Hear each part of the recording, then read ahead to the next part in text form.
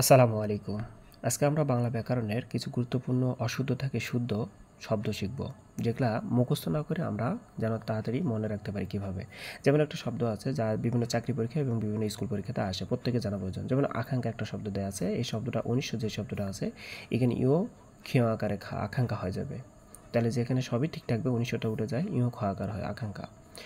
আইনজীবী শব্দটা আইনজীবী দেওয়া আছে, যত জীবী থাকবে আমরা জানি শব্দের শেষে যদি জীবী থাকে সবগুলো দীর্ঘিকার হয়ে যাবে, তাহলে আইন এখানে হবে জি বি, আইনজীবী। তাহলে শব্দের শেষে সবগুলো জিবি হয়ে যাবে। যদি এই জিবিটা যদি আগে থাকতো, তাহলে আগে থাকলে প্রথমে হবে যদি মানে এই শব্দটা যেমন আইনজীবীটা শেষে না থাকে, যদি শুরুতে থাকে, যদি শুরুতে থাকে তাহলে এই জিবিটা প্রথমে, এই যে জিবি আছে এই জিবিটা দীর্ঘিকার তারপর হিস্যিকার হবে।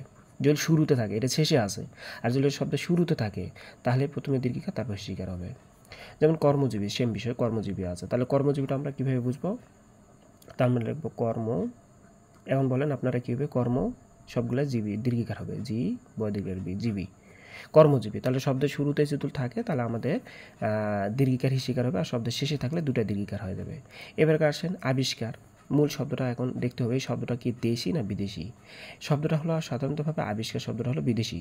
যদি বিদেশি শব্দ থাকে তাহলে এখানে দুন্তাস্য না থাকে মধ্যাহ্নস্য হবে, তাহলে আবিষ্কার হবে আ বি, যেখানে ছিল দুন্তাস্য সেখানে হবে মধ্যাহ্নস্য ক আকার র, আবিষ্কার। বুঝতে পারছেন মনে হয়। পরবর্তী দেখেন উজ্জ্বল শব্দটা।